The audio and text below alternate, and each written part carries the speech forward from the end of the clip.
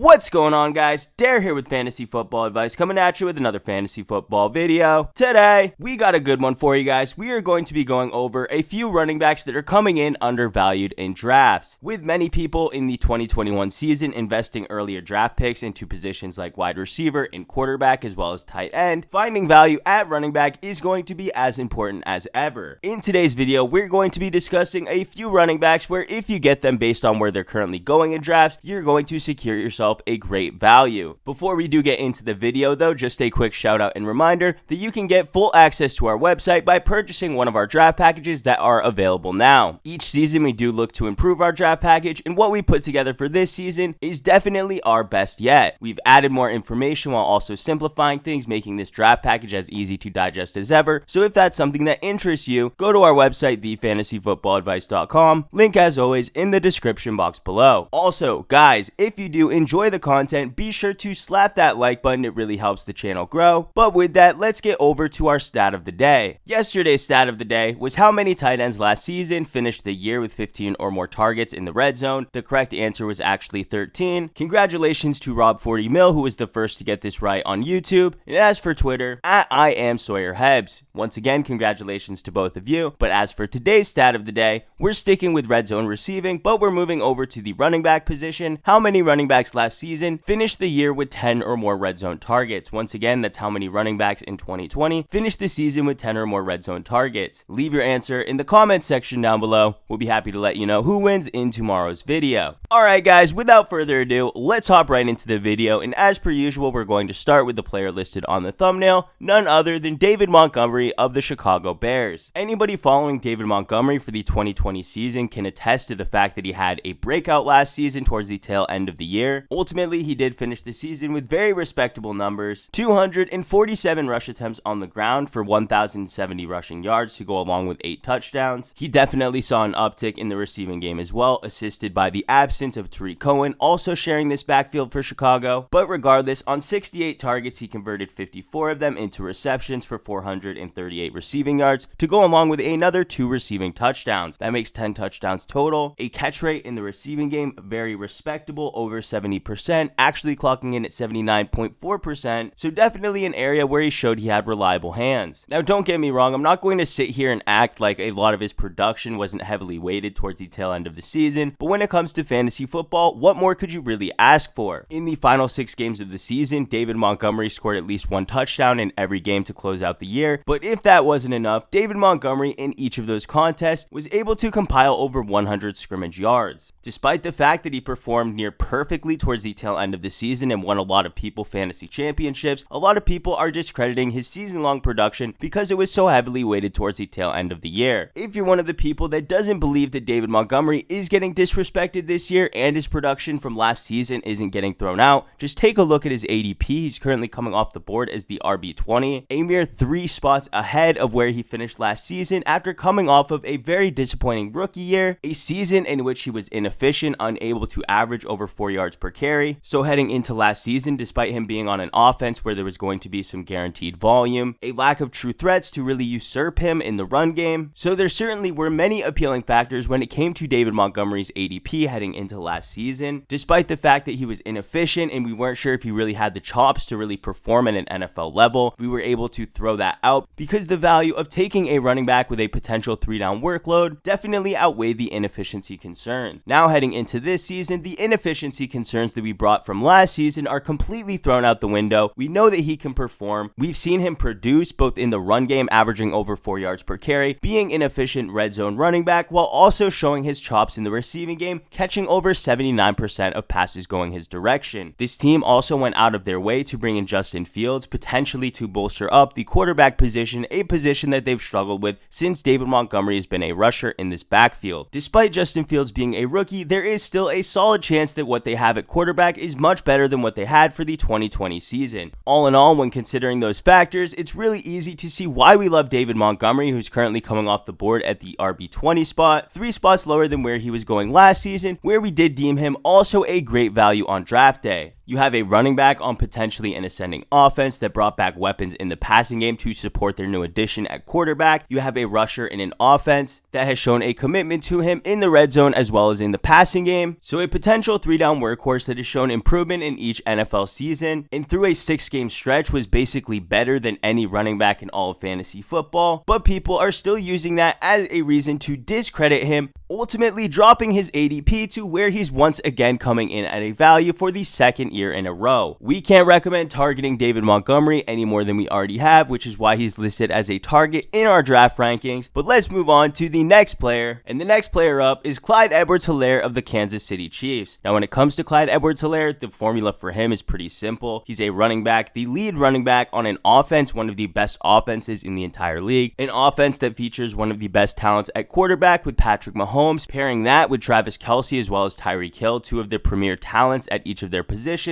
This is an offense that could sustain an injury or two to many of their skill position players and still be able to function while still producing top 10 numbers offensively. That is a factor working in the benefit of Clyde Edwards-Helaire, reducing the risk, and you can see that in the risk rating we have for him. Clyde Edwards-Helaire actually boasts the second best risk rating of any running back in this year's fantasy draft, and as we know, when it comes to making draft picks in the early rounds, we really need to make sure we hit on them. These are going to be the staples on our team. These are going to be the players projected to be starters for virtually the entire season, and when it comes to which players we should target and which players we should avoid, a lot of it does come down to our risk appetite. With Clyde Edwards-Helaire boasting one of the league's best risk ratings according to us for this upcoming season, you can rest assured and feel comfortable knowing that we feel really confident in the pick of Edwards-Helaire for this upcoming season. Many of you may be wondering how Clyde Edwards-Helaire, a player who was injured last season and disappointed based on where he was being drafted, could possibly have such a low risk rating, and the fact is simple. Yes, Clyde Edwards-Helaire did get injured last season, but we really can't use that as a factor to hold against him. He's been healthy throughout his entire career, so quite frankly, it wouldn't be fair of us to give him an injury-prone narrative or rank him as a player with an increased risk of injury. No, he has the same risk of injury as any other player with no injury history, so despite him getting injured last season, that really shouldn't be a factor in which you avoid him on draft day. The second factor impacting his risk and mitigating it comes down to the high draft capital invested in him. You know that this team was heavily invested into getting him on the roster. Reportedly, no other player in this offense was as excited to get him on the team than Patrick Mahomes himself. This isn't the Seattle Seahawks offense. This is a team where there is a bit of give and take with the quarterback as well as the coaching staff. So with the heavy draft capital invested into Clyde Edwards-Helaire and the team also being on his side, the likeliness of him retaining his lead job throughout the entire season is very high, which brings us up to our third point, the competition for targets and touches behind him. The running back room for the Kansas City Chiefs really couldn't be thinner than it is today. Even post-draft and post-free agency, they're starting the season with Clyde Edwards-Helaire as the starting back. Then behind him, not much else. You have Darrell Williams, a player who we've seen enough of to know that he is nothing more than a backup. Behind him, you have Jerick McKinnon, a player who really hasn't been healthy for several seasons and is on the latter half of his career, despite his skill set matching up very well with a player like Clyde Edwards-Helaire being very proficient in the run and passing game. If you're avoiding drafting a player because Jerick McKinnon is on the roster and that scares you, you're definitely drafting too scared. So like I said, Darrell Williams, Jerick McKinnon, behind that, really not much else. So when we're adding up and checking off all of the boxes for Clyde Edwards-Helaire for this upcoming season, this is a running back on an offense that's one of the best in the entire league, an offense that could sustain an injury or two to key contributors in this offense and still produce at a top 10 level. So the scoring opportunities for a player as the lead back role in this offense is going to be great. Bonus points for Clyde Edwards-Helaire in that area. Then factor in, this is a running back who's been efficient throughout his entire college career. Despite him not really putting it all together last season, we really can't hold that against him, as well as the injury he sustained. This was a player who's proven throughout his career to not only be efficient, but also a player who has also shown durability. And this is also a rusher that has the players and coaching staff behind him, the draft capital also invested in him, and virtually no competition for touches and targets behind him. For all of those reasons, Clyde Edwards-Helaire definitely makes a fantastic pick in the upcoming fantasy draft, so we have him listed as a target and we recommend you target him as well. The final player we have in today's video may be a bit controversial because anytime I bring him up, people either love him or hate him, where he's currently falling based on current ADP, and I'll be right up front with you guys, we don't currently have him listed as a target. The player I'm of course talking about is none other than Ezekiel Elliott of the Dallas Cowboys. Now that is a bit of a trick statement when when I did say we don't have him listed as a target, we've been pretty upfront and honest about the fact that we are going to be moving him as a target as soon as we get word of Dak Prescott and his recovery. Obviously, if Dak Prescott is behind on his recovery and he's not going to be the starting quarterback to begin the year, then our ranking of Ezekiel Elliott will certainly drop in that situation. All information and indicators we have, though, up until this point is that Dak Prescott is slated to be the starter to begin the year. If that happens, I definitely feel that Ezekiel Elliott is a bit undervalued. This is a player that a lot of people are down on after having a down season himself in his 2020 campaign. I do believe that a lot of the pressure that's put on Zeke is really unfair. Yes, he's been one of the better rushers in the entire league, and with that comes big shoes to fill. But one thing we all know is that when it comes to running back value, it's heavily weighted in the strength of the offense. You could be one of the more talented running backs in the entire league, but be stuck on a bottom 5 offense, 8 offense on a team with a defense that allows a lot of points, so the game script is also not in your favor, and in those circumstances, no matter how talented you are as a running back, you're really destined for failure. Outside of the first few games of the season in which Dak Prescott was actually healthy for the Cowboys, the portion of the season where Ezekiel Elliott was performing as a top 5 running back, outside of that, the team's best answer at quarterback was Andy Dalton. How can we blame Ezekiel Elliott for not producing with a quarterback like Andy Dalton? The Dallas Cowboys in many of their games were playing from behind, and we all know with Ezekiel Elliott, he does perform much better as a north-south rusher as opposed to his chops in the receiving game. So in those types of scenarios where the Dallas Cowboys are down 1 to 2 scores in the second half of a game, Ezekiel Elliott's usage just isn't going to be as high. For that reason, we did see a massive drop in his overall touches. While Ezekiel Elliott was still able to finish as a top 10 running back for fantasy football, he did that on the back of a lot less volume than he typically receives. With many of the games out of control early and often, the Dallas Cowboys felt very comfortable with giving touches to the running back behind Ezekiel Elliott, Tony Pollard, who definitely looked good himself. So with all those factors comes a perfect storm where Ezekiel Elliott, one of the premier running backs in the league, tied to one of the best offenses in the league, is coming in massively undervalued. You have a running back who's typically performed at a top 5 level, who's had a down season. On top of that, he's been receiving less volume. The offense, we're not sure exactly how well it's going to pan out if Dak Prescott will stay healthy, and the running back behind him, to many people, appears to be breathing down Ezekiel Elliott's neck. Me personally, I don't believe Tony Pollard would ever be a threat to overtaking Ezekiel Elliott in his workload. While Tony Pollard is definitely a great backup, don't get it mistaken, this team is still heavily invested into Ezekiel Elliott, and if there is any improvement offensively, if Dak Prescott does return, the top 5 production that we become accustomed to with Ezekiel Elliott will likely return with it. Ezekiel Elliott was already producing as a top 5 back while Dak Prescott was healthy and as the starter, so why should we expect anything different when them bringing back many of the same weapons that they had last season? But guys, that's gonna do it for this video. We really hope you enjoyed. If you did, how about hitting that like button? If you're new to the channel, please hit that subscribe button. We thank you all for watching, and we'll catch you on the next one.